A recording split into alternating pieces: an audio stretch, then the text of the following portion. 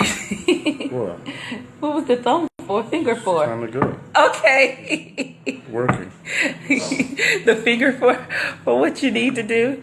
So, hi everybody. It's us. It's Shanice and LeBrian, and I'm playing with this because the color on this thing is like really weird. So I don't know what it's doing. And clear, undo. Okay, exit. Is that right? How about you leave that alone? But I can't get back. Oh goodness, what did I do? Leave it alone. Well, how do we make it go away? What? Just leave it alone. But I hope I'm able to see comments or whatever else, because that's not the right way to do it. Okay, so he told me to leave it alone, so I'm just leave it alone and go. Anyway, sorry. Shanice and LeBrian Cleckley, Our Marriage Rocks. Hello, how are you? And this has been a very interesting couple of days. So we felt it was necessary. Yeah. Okay. Okay. To talk to everyone about, as someone said, the elephant in the room. Of course, as you see, we are African American. And with a lot of the things that have been happening recently, we wanted to talk about having a safe house and making sure that okay. All right. And so, as you see, how our life is. I would actually be happy for a quiet house. You go ahead and talk. Oh, okay. Of course, with in Minnesota and Baton Rouge, with the shootings of the young men by the police officers, we thought it was time, or it was another opportunity, another chance to speak about the various challenges that our son Jared will face as being, well, and Spencer, that you heard, Spencer will face. Hopefully, by the time Spencer's 15 and 16, we will have worked out the vast majority of these issues. That's my prayer. But we had that talk. We had the talk that most African American families have with their children at some point in time, in one form or another. And like she says, it was a bit of an elephant in the room this time because the events, the shootings were so recent and so. Where 15, he's a young 15. And at 15, he's becoming more aware of things that are happening in the world. This child is a child that just got on social media. So he is new to Snapchat, which is he only has Snapchat and Instagram. He doesn't want Facebook. He doesn't listen to, he doesn't do the telephone talking all the time. So he is a loner as far as compared to other children, or our other children who are older. So in this instance, we wanted to see how aware he was in the incidents that happened. And because he does like YouTube and those things, he's already seen the videos. And we wanted to know how it was making him feel, or what did he think about it. And we said, hey, Jared, how have you talked about these things? What's happening, and do you understand what's going on? And he informed us, and yes, I know what's happening. And I said, okay. And so what do you think? He says, I think the police need to make a change. He didn't say that anybody was bad. He didn't say that he didn't like it. He just said, I think there needs to be a change, which is true. So we had to talk to him about some things that any parent can do, not just a parent of an African American child, but all parents, about if you get stopped by the police, that you are respectful, and that you talk to the person, and that you do those things that we have taught you to do. That when you are in the situation of age 18, you ask for your parents, and you say, I would like to contact my mom and dad. especially if you don't feel comfortable. Answer your name and say things to them, but you let them know, I would like to talk to my mom and dad. We told him that make sure you don't do any sudden moves. If you have your phone in your pocket, or if you have your pick or whatever else you're doing, don't just reach your hands in your pocket. You ask permission. And while that may feel a little degrading to you, because you're in a situation that can become volatile, you say, sir, can I get my phone so I can give it to you to call my parents? Or may I call my parents? And this is what I'm doing. And sir or ma'am, those kind of things. That when you're to a business, walking somewhere, to be aware of your surroundings. I've always gotten on him about making sure he doesn't wear his hoodie. And I said, now, I'm telling you this, not because you're a black man in America, but because you don't need to wear a hoodie or a hat in a building, especially you going somewhere, because they don't think you're robbing them. That's just common sense. But he's 15. Of course, he just wants to wear his outfit. So things like that. And to understand that we know the police are here to serve. And we know that they are here to have peace. Yet there are biases that are within our world that are unseen. And you're not going to know until it's a situation. So if you ever get into that situation, these are some of the tips that we can do, that you can do, because you can't control the actions of anyone else, but you can control your reaction. And if you contain and keep yourself in a controlled, reactive mode, then you know that you've done all that you can in order to make sure that the situation does not become volatile. So how does this relate to a family? And how does this relate to marriage? LeBrian and I talked about what we were going to say to him before we talked. Number one, we agreed that we wanted to make sure that our house is safe and not a house of hate and not a house of fear. We would not live in fear. We were talking and Brian said, I don't want you to be scared that I'm walking out the door. And I've seen a lot of people on Facebook saying, or even all my social media, who say, I'm scared for my husband. I'm scared for my wife. I'm scared for my sons. And I can say, I told him, I said, I'm not fearful for you. I'm not. And it's not that I don't value his life, but I'm not fearful because I know who you are. And I know that you are a person who will not be as reactionary as somebody else may be. You're not going to get anybody. The only thing I ask for him is put a wallet in your bag, in the back seat, in your phone. Put it right here in the console when you're driving, so that if you do get stopped because you're speeding or something, you don't look like you're reaching. It's just sitting right there. I put my purse on the chair for that very reason, because I want to keep it right there. Same thing. You want to have it ready and out. So that's my thing. And when you come home, or when Jared comes home, or when Spencer or anybody, I want them to know that they're home, and that in your house that you don't have to fear, and that this is a place of tranquility and peace. And I'm going to teach him, and we're going to teach all of our children, but especially our boys now, to make sure that they respect everyone. We've already been teaching them how to respect those. So now I'd love to teach them how to respect those that are in authority. And it was an interesting conversation, because I didn't realize how actual aware he really was.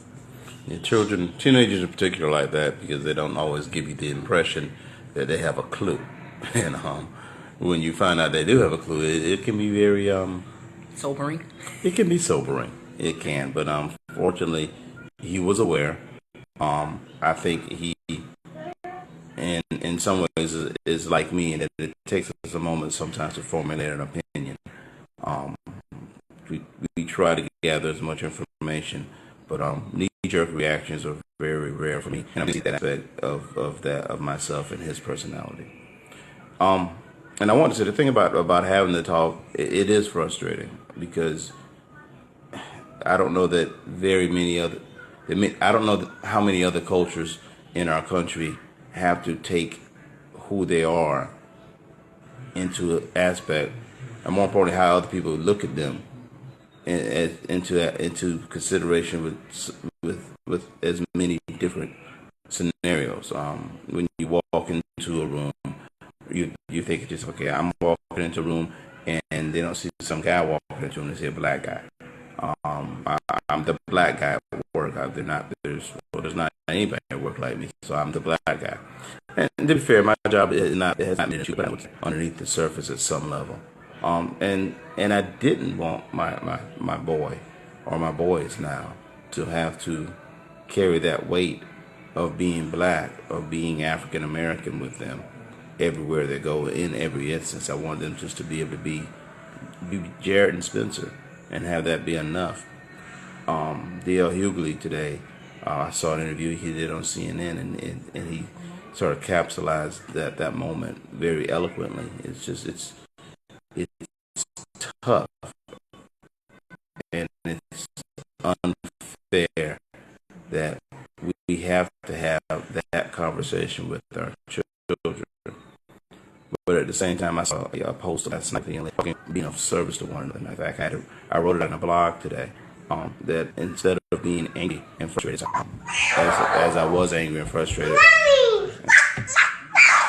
Okay, good. Go show me over there. When Trayvon Martin died, I was angry and frustrated. When Eric Garner died, I was angry and frustrated. When Sandra Bland died, I was angry and frustrated. I decided that this time I would try to be something other than angry and frustrated. I would try to see how I could be of service. We were created, number one, we were created to praise God, and number two, I believe we were created to serve God, and in that is to serve one another in His image. And so I've been trying to determine what I could do after this situation to be of service to other people.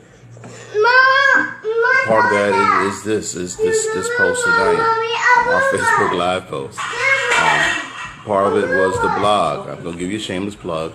Please go to our ministry website, Live Caris, to read the blog. It's LiveCharis, Live Caris, to read the blog. That's part of our service to our immediate community. And I think hopefully in looking for ways to serve others, we can help heal others, and we can heal ourselves as well. So it's tough, it's frustrating, it's sad that I have to tell my son at 15 it's over there not to do what a 15-year-old would normally do. If he gets pulled over, he has to be the adult in the situation. He has to think like a grown man in a boy's body with a boy's mind. And it's tough, but I know that he is capable. I don't want to do it, but I know he will be able, because I will do it, because I want him to be here to serve others for a very long time. Forgive me for keep getting up, but this 3-year-old is deciding that he wants things when he wants things. So as you saw, the title of our post was creating a safe house, and in general you want to create a safe house for your family. As married couples and people who you are the head of your households, you want to be able to create the atmosphere and have a culture in your home of service, but a culture that is peaceful. You want to have a place where when your children come home, that they feel comfortable telling you how they feel, and they feel comfortable letting you know what's going on. They don't have to keep it bottled up, and that they can express, so that you can use your wisdom as a parent to be able to show exactly what they can do. You don't have all the answers. We don't have all the answers. Nobody has all the answers. But at least you can steer them in a direction to channel that anger, channel that frustration, channel the things that are happening, to create a safe environment for them to be able to do. Whether that's activism, whether that's just watching, whether that's just, as my husband says, serving others. And you get your frustration out by making sure that others are okay, which is something that we have developed in our house, is a culture of serving. So a safe house doesn't necessarily mean that you're going to teach anything that would or that you're going to have something that would be locked down. No, it may be open. A safe house can be open hearts, open conversation, just so it can be a safe place for them to be. And safety doesn't mean a weak house. No. A safe house is a strong house because you have an open heart, because you have a caring heart, because you are willing to reach out and touch another human being. And you empathize. That's strength. That's not weakness. You empathize with them, just as you empathize with your spouse. I feel his pain. I feel the way that it may be affecting my husband. I feel the way that it may be affecting Jared, in order to see things that's happening. I felt the pain of Lavish as she was talking, and her 4-year-old daughter, or Lavash, and her Diamond, yeah, and her 4-year-old daughter, when she said, "Oh my God, help me, help me, help me," in the back of the police car, and the baby had to say, "It's okay because I'm with you," and immediately that mother calm down because she had to get back to herself and realize her baby was sitting right there. And those kind of things, she's got a long way to make that baby feel safe and to make her feel like everything's okay, and to open up your heart and your home to be unconditional love for your spouse, for your children, for those who walk in, that when they walk in, they know that they're welcomed and that anybody is welcomed. And that's what we hope that our marriage has represented, is a welcome environment, and that our house has been represented. We've had tons of people at our homes. So to be able to... Spencer, don't you jump off the chair. If I'm going to parent, you got to keep I know, I'm sorry. Reaction. So that was funny though. So we and we have friends, truly people who I can call a friend from all walks of life, who we may not have the same views, which is evident about many of the things that we have on a timeline. I have one friend from Georgia, and I have many friends in Georgia actually, but one in particular who, a lot of the ideals or things that I see on her line or what she has is not necessarily what I agree with, but I know she's my sister, because not only is she Christian, but when I needed but when I needed her most, especially when I was going through my pregnancy with Spencer, she opened up her heart to let me call her at any other time, and opened up herself in order to pray with me and be with me and everything else. And she's white, but I know that she loves me for who I am, just as I love her for who she is. And I love that. So that's wonderful. So create a safe home, as we have been parenting our child who's been running around because he took a late nap, and that's my fault. I know, so he's going to be up for another hour. It's okay. It's all right. It's okay, baby. So create a safe house. And if you, as a couple, as a family, need prayer, give us a call. We'll be happy to pray with you. If you just need to vent, let us know.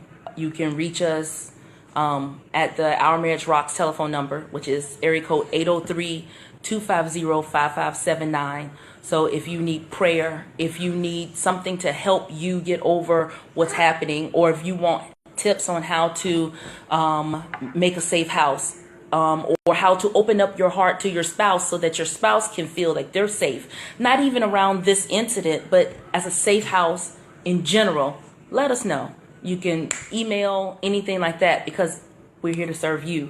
Our purpose is to make sure that you learn to love each other better and to be a community of people. So we're here to serve. So let us serve you.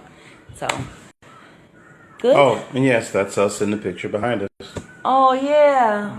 That's our wedding picture. Just in case you were wondering. Yeah, we're silly like that. Yeah. Okay. I was cute that day. I'm cute now, but I was real cute out there. Yeah, we're going to bed. Okay. Thank you for your attention. Thank you, everybody, and be safe out there.